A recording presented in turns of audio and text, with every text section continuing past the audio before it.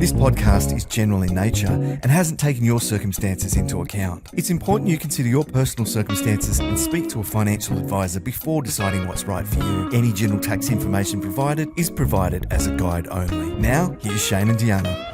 G'day everyone, thanks for joining. Deanna, another week, another inflation report in Australia. Unfortunately, this one was on the high side. So how did we get it so wrong? Yeah, it was a lot higher than what we were forecasting. We had 0.7% over the quarter for both headline and underlying inflation. And when we talk about underlying inflation in Australia, we're talking about the trimmed mean. Really, that's the one that the RBA is targeting.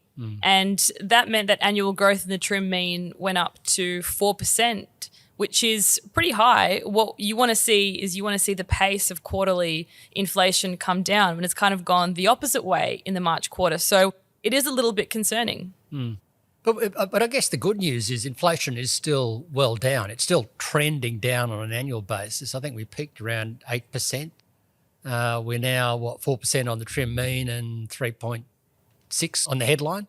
Yeah, I mean, the progress has been very good, both in Australia and globally. But I guess by now, the reason that we got our forecast wrong has been that the economy has just held up so much better than what we were expecting it to. So both in terms of the labour market, wages growth has been stronger than what we were forecasting. The consumer has certainly pulled back, but overall, I'd say that it's really that services inflation that's keeping things elevated. In the March quarter figures, the biggest increases were in healthcare, in rents, in education and insurance. So a lot of that is around those core services that people have to consume for everyday life. Yeah.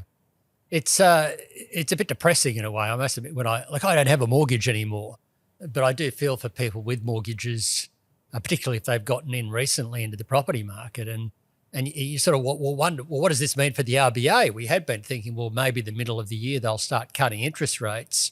We've seen some stronger jobs numbers. There's debate internationally, Fed holding for a little bit longer, other countries still cutting. But it kind of looks like it's going to get pushed out in Australia as well.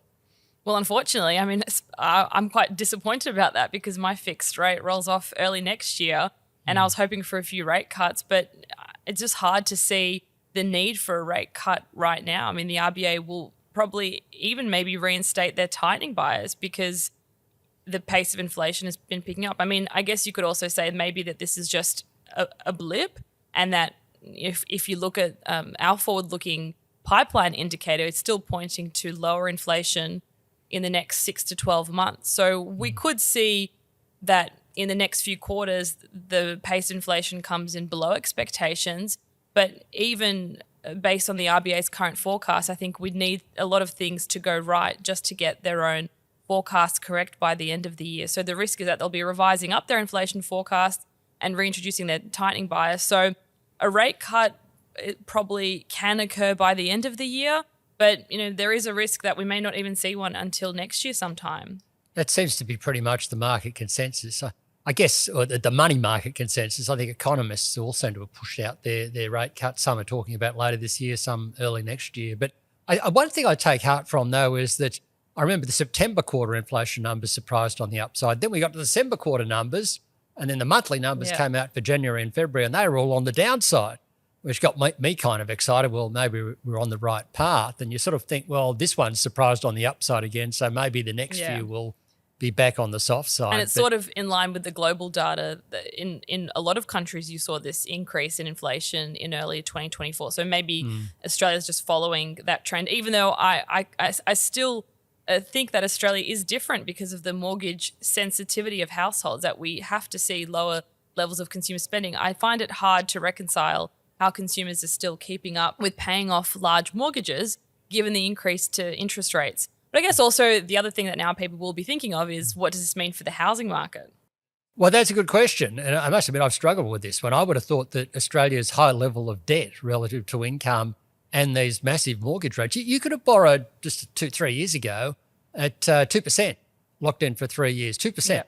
That's what I did. That now. Yeah, sensible people did. You do that now and you're locking in, 6.5% or something, which is more than a threefold increase in your mortgage rate, which is painful. I just would have thought that would have had a more dampening impact on the economy than it has. So that's where I've been surprised. But obviously for housing, it does beg the question that one of the factors, I mean, we've had this shortage of housing, very high immigration levels, pushing up the economy, inflation and housing.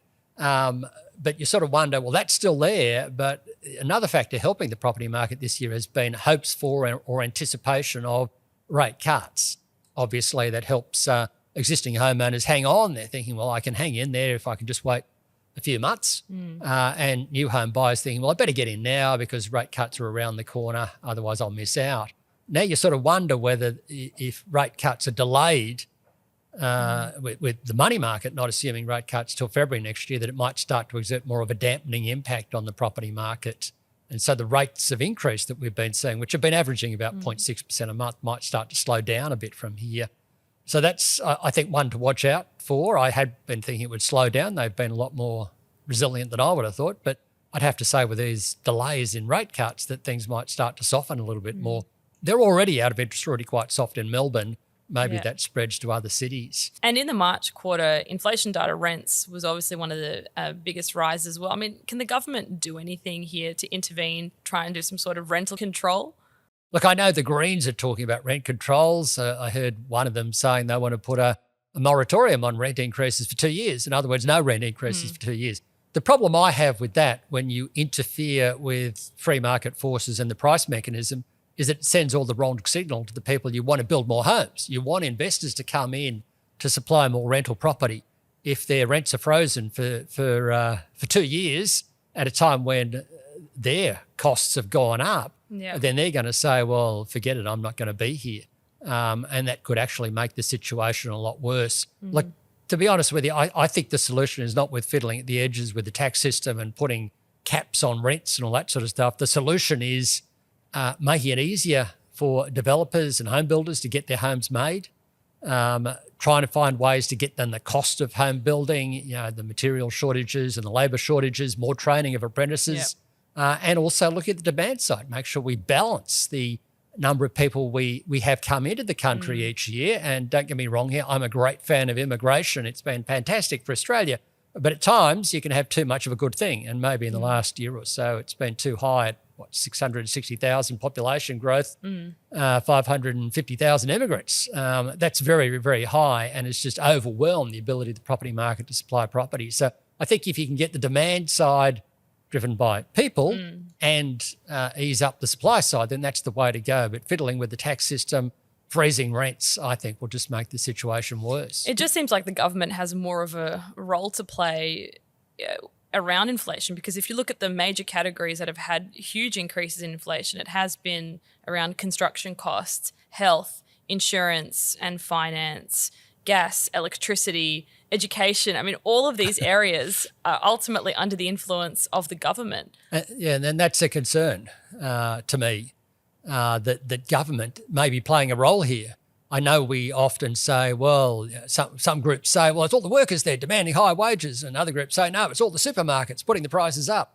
And I kind of go back to basic economics here and think, well, government has also played a role in perhaps overstimulating the economy through the pandemic. That led to this massive boost in demand that we've got at a time when supply was constrained. And when I look at the housing market, I think role of government is all over that. Yeah. They've made it harder for developers to get things approved and release land and so on.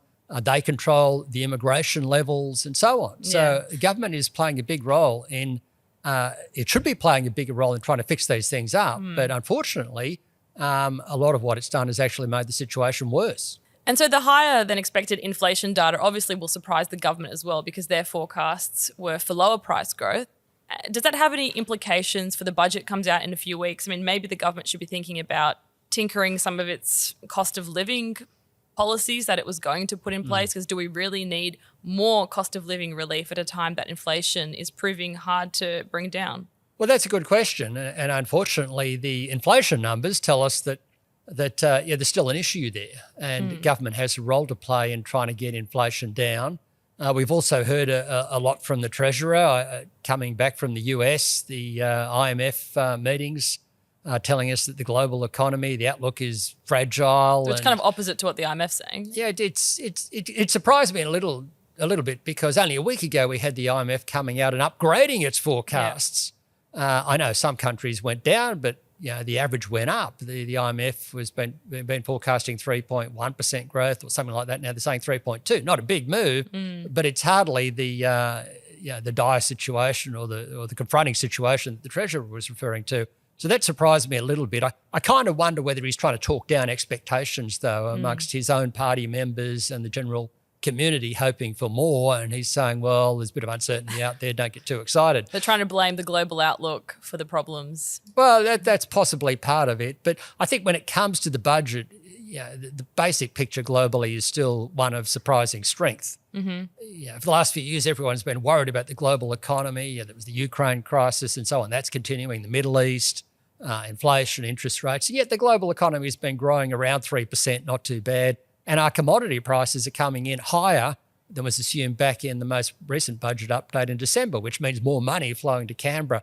But I think in this environment where you've still got a relatively strong economy, it is slowing down, but at the same time you're still trying to control inflation. The basic pressure on the budget is not to pump a lot more money into the economy. I think there is room out there to provide assistance for low income earners. I think the energy bill relief should continue. Otherwise, some will actually see their energy bills go up again. But you could argue that, you don't do that households are getting relief from the 1st of July when they get some tax cuts. That's right. They are getting the tax cuts, and that's quite a sizable amount for some households. And some economists like Chris Richardson are saying that those tax cuts are worth 2 interest rate cuts. You can make that argument. They are quite sizable for many households in terms of the percentage of their income, and you can do the equation and say that's equivalent to 2 interest rate cuts. So the Reserve Bank will naturally be mindful that they want to see the impact of those tax cuts before, perhaps considering interest rate cuts. But the picture, therefore, is the government's already announced these broader tax cuts, less for the high-income earners, more for the low and middle-income earners. Low and middle-income earners, we know, tend to spend more of their income, so you've got a bit more stimulus going in. I think there is room for some energy bill relief, but I don't think there's a lot of room for much beyond that. And overall, the government should be continuing to put any windfall it gets from higher commodity prices towards reducing the budget deficit and hopefully running another significant surplus this financial year. So it's not a time yet for the government to be pumping lots of money in.